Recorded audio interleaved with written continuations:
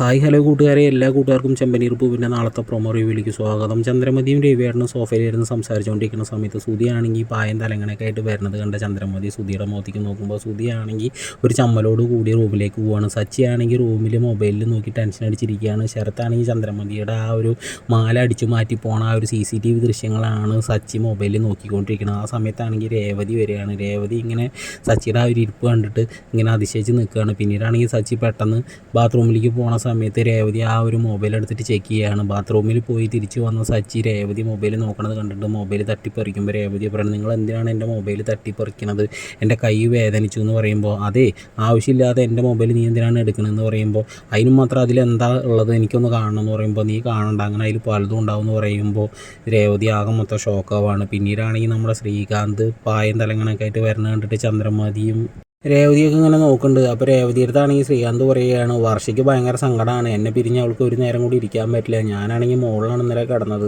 വർഷ സങ്കടപ്പെട്ടുണ്ടാവും, ഞാൻ പോട്ടെ എന്ന് പറഞ്ഞ് റൂമിലേക്ക് പോണ സമയത്ത് അവിടെ പാട്ടൊക്കെ വെച്ചിട്ട് ഡാൻസ് കളിച്ചുകൊണ്ടിരിക്കുകയാണ് വർഷ. ശ്രീകാന്താണെങ്കിൽ ആകെ മൊത്തം ഷോക്കാവാണ് കേട്ടോ.